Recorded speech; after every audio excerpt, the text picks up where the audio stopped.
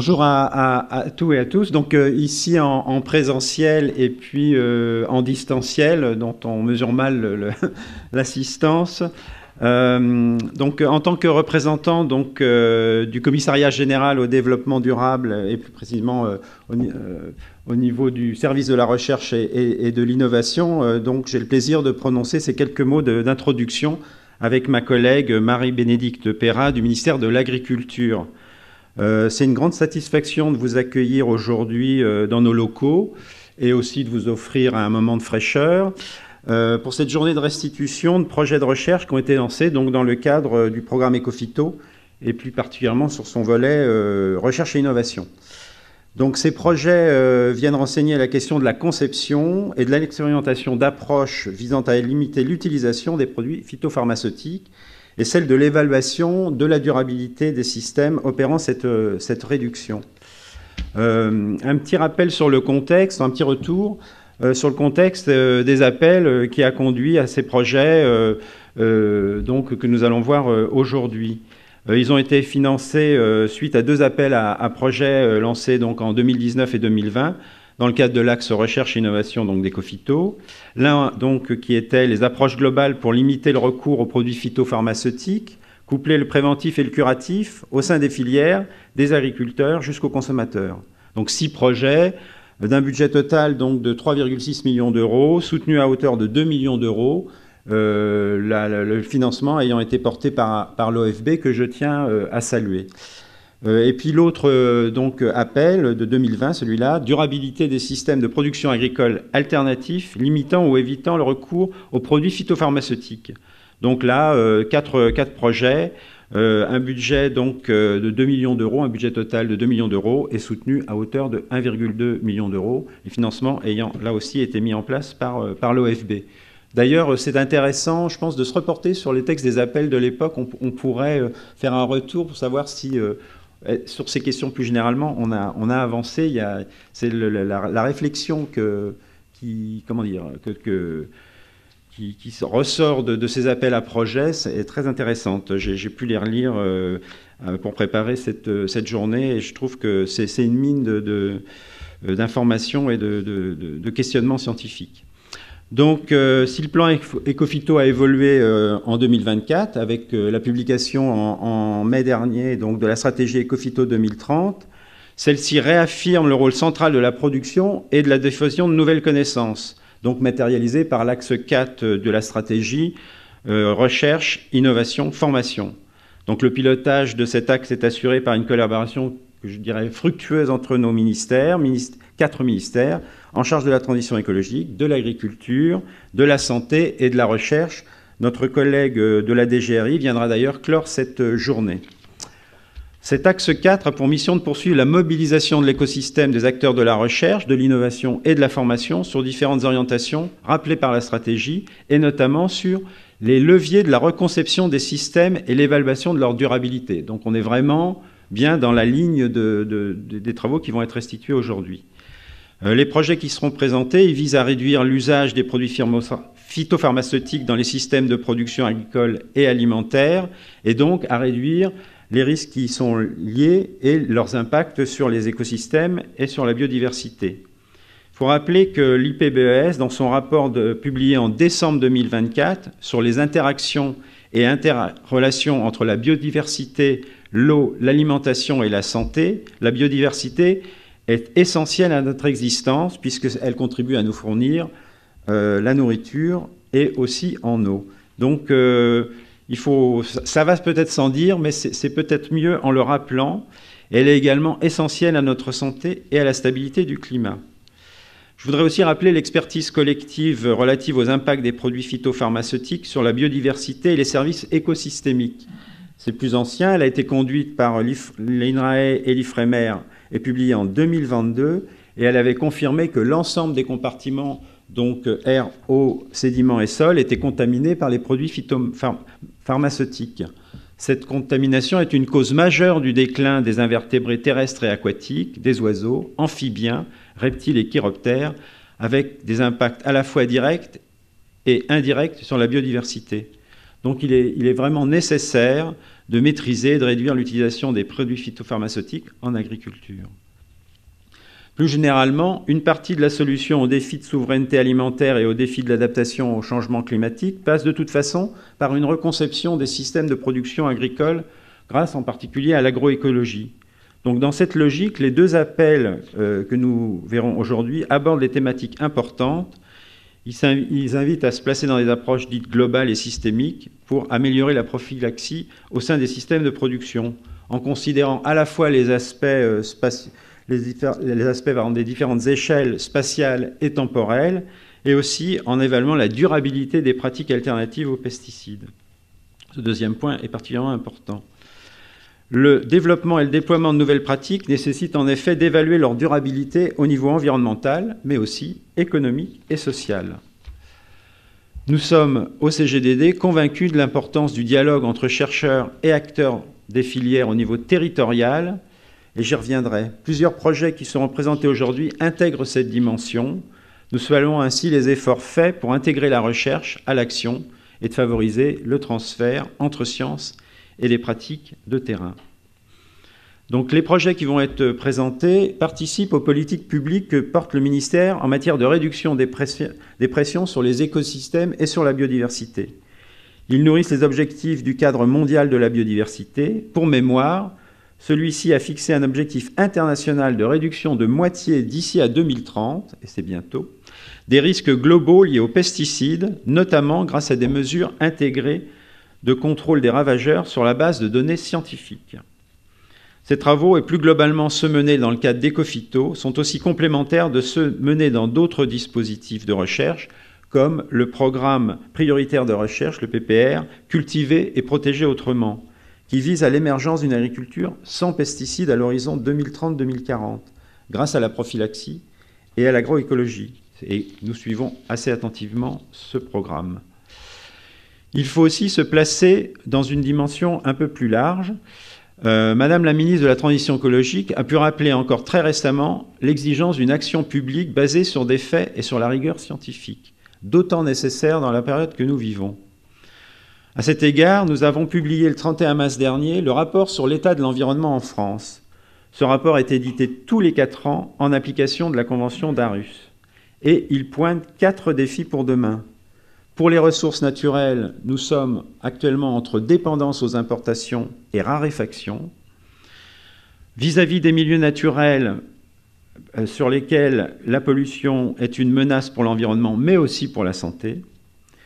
Le changement climatique qui montre des effets de plus en plus perceptibles. Et enfin, désolé pour ce tableau, je vais dire noir, mais enfin, le déclin de la biodiversité qui témoigne d'une nature sous pression. Alors ce document, je le signale parce que c'est vraiment une mine d'informations et je vous invite à en prendre connaissance. Peut-être on pourra à un moment projeter le lien. Alors on me dit que c'est là, donc je vais appeler. Voilà. Donc je vous invite à le regarder. Donc voici. Donc il y a une version synthétique et une version beaucoup plus longue, complète. Et vraiment, vous trouverez beaucoup de données, y compris donc sur les sujets qui nous intéressent aujourd'hui. Et c'est important d'avoir ces éléments en tête et de s'y référer. Dans le contexte donc, auquel se joint une instabilité géopolitique et des questionnements sociétaux, les travaux de recherche font vraiment sens. Et ce que nous verrons aujourd'hui entre dans une catégorie qui a du poids, parce qu'ils aident à orienter nos politiques vers des pratiques plus respectueuses dans l'environnement, tout en substituant dans une perspective de répondre aux enjeux de souveraineté et d'efficacité économique. Alors je voudrais dire que nous sommes également associés au suivi des travaux de recherche, par exemple sur la filière des cultures de betteraves, et on y retrouve de manière encore plus prégnante cette préoccupation de recherche orientée solutions en situation réelle. C'est un défi à la fois pour les chercheurs sur les méthodologies à appliquer, l'évaluation, l'intégration dans un jeu d'acteurs élargi, mais ça l'est aussi évidemment pour les acteurs professionnels qui sont confrontés aux incertitudes qui sont le lot des travaux de recherche. Et je salue d'ailleurs donc Christian Huit, qui est dans le cadre de ce programme un des artisans soucieux de ce couplage entre recherche et réalité de terrain. Voilà. Mais je laisserai ma collègue du ministère de l'Agriculture développer sur les différents dispositifs qui viennent nourrir cette ambition donc d'approche innovante à diffuser dans les pratiques et dont on espère qu'elles trouveront un large développement. Donc je tiens à vous remercier pour votre contribution à l'acquisition des connaissances et au développement de nouvelles idées en faveur à la fois de l'agriculture, mais de la biodiversité aussi. Donc de plus, dans un contexte où nous sommes de plus en plus confrontés à la désinformation, nous apportons tout notre soutien aux chercheurs et aux chercheuses qui nous aident face à ces vents contraires. Je remercie également le CSORI pour sa mobilisation dans le cadre des appels à projets, ainsi que l'animation de l'axe recherche d'Ecophyto pour l'organisation de cette journée. Donc M. Parot du CSORI viendra également faire une présentation sur le contexte et les enjeux scientifiques de cette journée. Je vous souhaite à tous une très bonne journée. Merci beaucoup.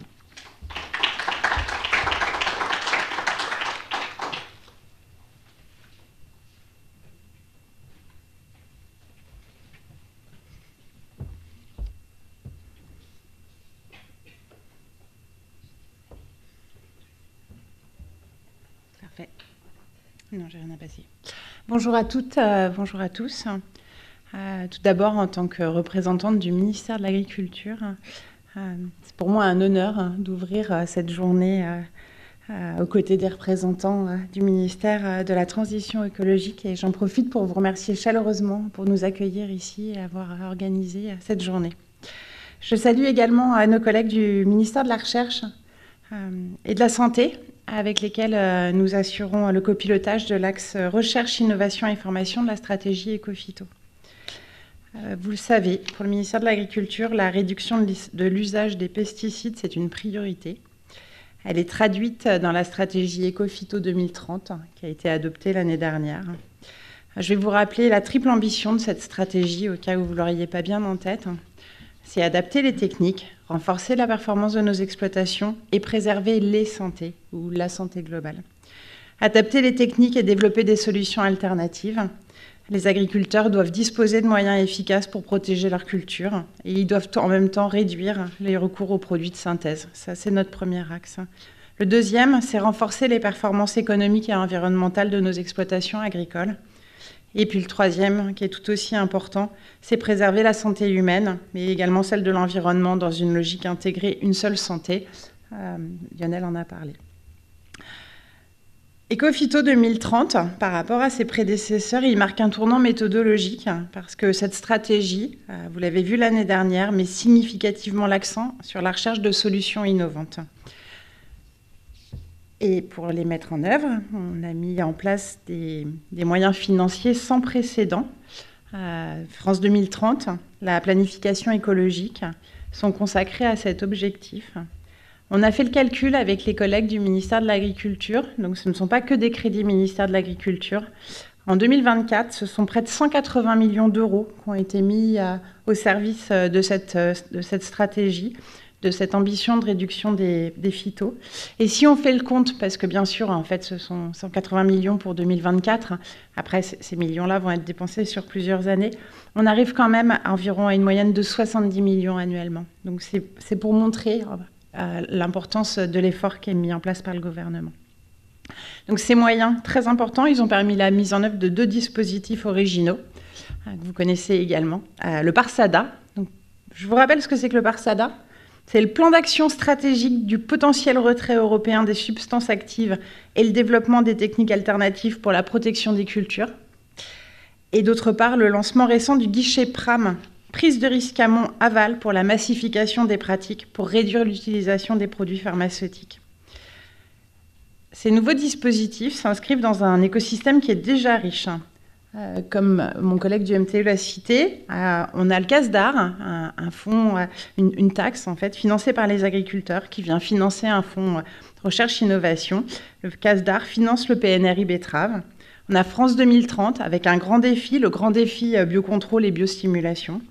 Des programmes européens qui viennent contribuer également, par exemple dans le cadre du partenariat agroécologie. Donc beaucoup d'argent, beaucoup de projets. Avec mes collègues de la santé, de la recherche et de l'écologie, nous veillons à la bonne articulation de ces dispositifs et toujours en pensant au continuum recherche, innovation, transfert et sans oublier la formation, en particulier dans l'enseignement agricole. Je suis très heureuse que les travaux des deux projets approche globale, des deux appels à projets approche globale et durabilité lancés en 2019 soient présentés aujourd'hui.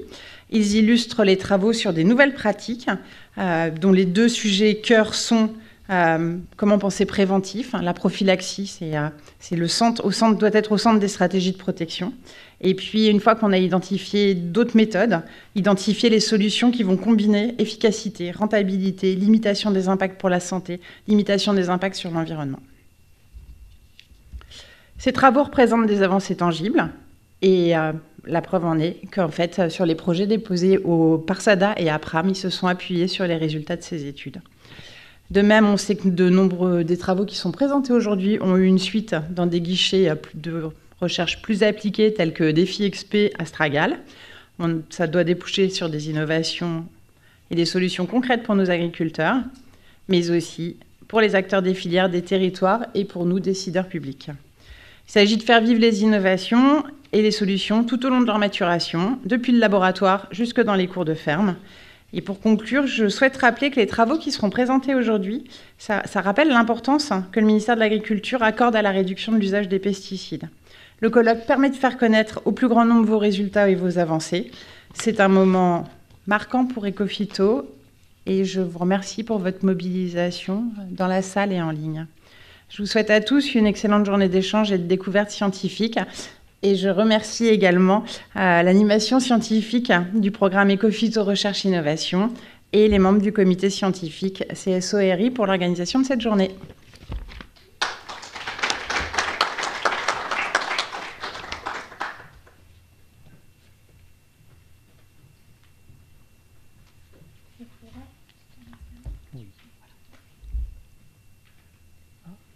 Très bien, bonjour, merci au CSO-RI de m'avoir permis de présenter quelques éléments de contexte et surtout d'enjeux scientifiques pour ces deux appels à projets où il sera essentiellement question de présenter ce que quelques théories en sciences humaines et sociales peuvent nous apporter en termes de compréhension et de démarche réflexive. Il sera un peu référence ici des questions de prévention, d'anticipation, mais aussi d'incertitude, de risque et de principes de précaution, et aussi des différences qu'il peut y avoir entre une dépense, une adoption et un investissement. Donc, du principe de précaution au principe de prévention, la relation entre un niveau de risque et un niveau de connaissance détermine des démarches de précaution et de prévention. Alors c'est intéressant parce que la prévention, qu'est-ce qu'elle dit? Eh bien que l'absence de certitude scientifique ne doit pas nous empêcher de mettre en place des démarches pour éviter que des problèmes non désirés ne surviennent. Alors c'est au cœur du droit de l'environnement de l'Union européenne.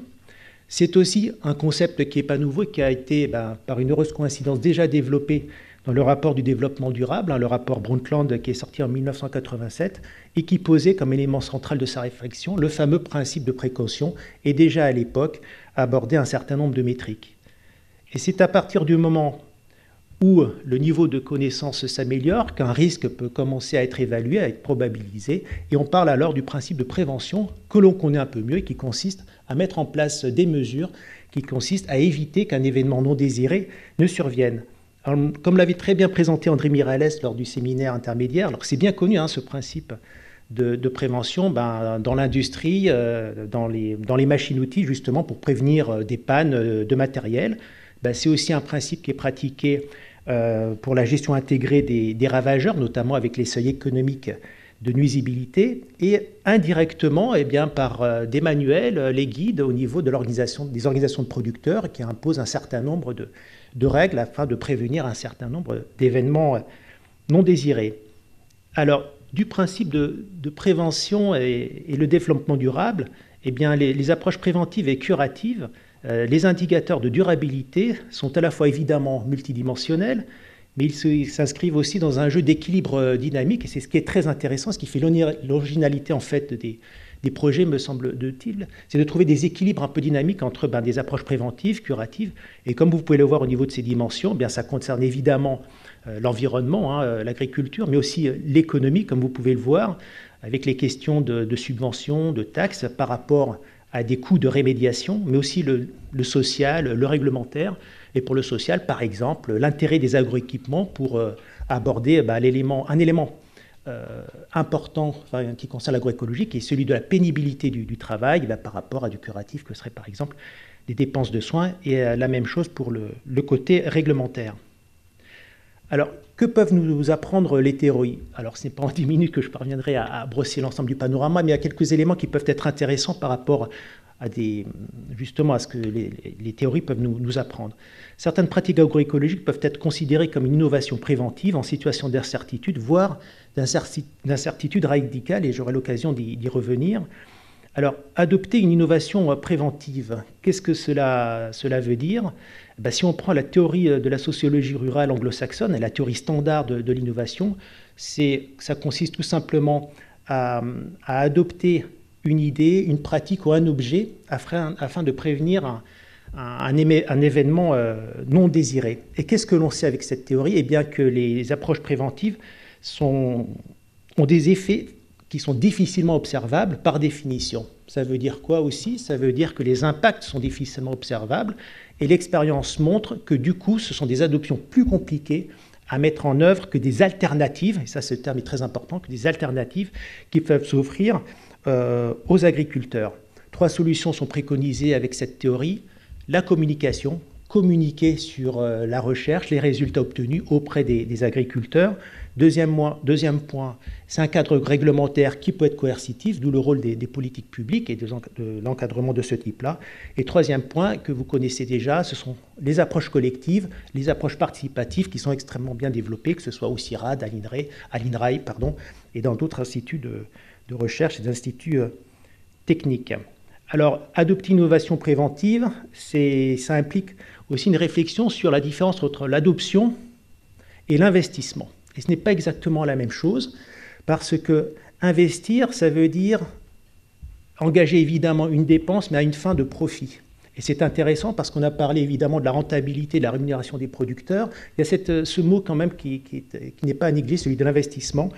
Et en général, il s'opère sur un signal prix qui est incitatif, qui va inciter un agriculteur, par exemple, à investir dans un produit. On prend typiquement le cas du signal prix de vente, et s'il est suffisamment élevé auprès des producteurs, ça va les inciter justement à engager des dépenses parce qu'ils ont un signal prix qui indique s'il est suffisamment élevé, par exemple dans le cas de vente, d'engager des dépenses. Ça veut dire quoi? Que les prix dans le temps doivent être stables, et c'est un concept important que je vais mentionner, c'est celui de l'anticipation à 4 à 5 ans. Quand les prix sont stables à moyen terme, c'est plus simple d'investir. Et ça tombe bien parce que l'agroécologie aussi sur des démarches qui sont de 3 à 5 ans. Deuxième élément important, non seulement le prix doit être stable, mais il doit être relativement élevé. Et le terme important à retenir ici, c'est le terme relativement par rapport à d'autres alternatives que je viens de mentionner précédemment avec les questions d'adoption. Élevé par rapport aux autres alternatives donc qui s'offrent aux producteurs. En général, les théories de la loi de l'offre et de la demande fonctionnent relativement bien. En fonction de l'offre, de la demande, il y a des prix d'équilibre qui se forment auprès de marchés, auprès des filières et des territoires. Mais parfois, ça ne fonctionne pas. Et pourquoi? Parce que déjà, d'une part, l'agroécologie, il y a de l'incertitude, il y a des prises de risques, il y a des résultats qui ne sont pas observables, c'est assez compliqué. Il y a aussi une incertitude radicale qui vient d'être mentionnée aussi avec les problèmes de la biodiversité, du changement climatique, des enjeux géopolitiques qui font qu'il y a une grande incertitude. Et qu'est-ce que ça fait? On n'investit pas. Si on n'arrive pas à anticiper sur l'avenir, on ne peut pas investir. Et que nous disent certaines théories, notamment interventionnistes, et ça, ce sont les théories notamment des années 30, il y a près d'un siècle, que l'État peut avoir évidemment un rôle à jouer. Alors ça peut être assez évident et tautologique de le dire, mais c'est justement une entité qui permet d'internaliser des risques, prendre en charge des coûts fixes importants. L'exemple typique, c'est celui de la téléphonie mobile, des réseaux Internet, des infrastructures par exemple pour les trains, et pour le coup, pourquoi pas l'agroécologie, et même pour des coûts variables qui pourraient être l'enseignement, l'accompagnement, qui est aussi un point central au niveau du capital humain. Ça permet de stabiliser une économie. La notion de stabilisation est importante. quand on parle même des prix stables, de réduire l'incertitude, de mettre en place des approches préventives. Ça favorise, lorsque le risque est internalisé, accompagné par l'État, de faciliter l'investissement. Ça facilite également la demande, parce qu'un entrepreneur agricole a besoin d'anticiper une demande sur les marchés. Et enfin, c'est un réalisme, c'est pragmatique, ça prend en compte un certain nombre de rigidités, notamment les rigidités à la baisse des salaires. Alors, adopter ou investir, comment faciliter la prise de décision des parties prenantes? Eh bien, toute la question, elle est là, c'est l'aide à la décision. Qu'est-ce que va faire un agriculteur? Eh bien, c'est tout l'intérêt, justement, très pertinent de s'appuyer sur des métriques qui sont utiles et pertinentes et qui sont intégrées, justement, dans des environnements, que ce soit des filières ou des territoires. Alors, je vais simplement rapidement brosser ici, et j'en aurais presque terminé sur les objectifs de ces deux appels. Donc, concernant la durabilité des systèmes de production agricole alternatifs, eh bien, il s'agit de faire évoluer les méthodes et les outils de pilotage existants, d'intégrer de nouvelles dimensions pour évaluer la durabilité, de prendre en compte les effets directs et indirects aussi bien dans l'espace que dans le temps.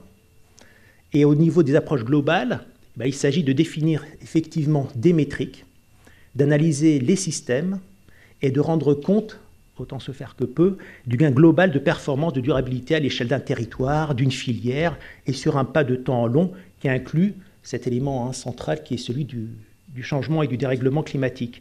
Au niveau des enjeux méthodologiques, il s'agit pour la durabilité des systèmes de production, d'identifier et d'améliorer les indicateurs de durabilité en termes de pertinence, etc. De prendre en compte des effets à différentes échelles et de réfléchir aux méthodes d'agrégation et de transparence, de développer des outils de gouvernance et en ce qui concerne les approches globales préventives curatives, de favoriser effectivement les démarches prophylactiques, d'évaluer les démarches collectives et d'impliquer et mobiliser les acteurs sur des approches globales. Et ce qui est intéressant dans cette démarche, c'est qu'on voit que ces deux approches en fait, sont relativement complémentaires, puisqu'elles s'appuient autant l'une que sur l'autre. Et le cadre des résultats et des réflexions du colloque, voici un certain nombre de questions qui ont été proposées. Et je remercie Sonia aussi d'y avoir contribué. Quelle définition donner du préventif au regard des projets qui ont été réalisés? Comment construire des stratégies qui consolident le rôle de la prophylaxie et qui rééquilibrent justement ces dynamiques entre préventif et curatif? Comment chiffrer les bénéfices du préventif? Comment repenser les critères de durabilité dans un contexte de transition? Quels freins et leviers à la durabilité? Et enfin, et j'en aurai terminé, comment construire un référentiel qui permette d'enrichir la durabilité des systèmes?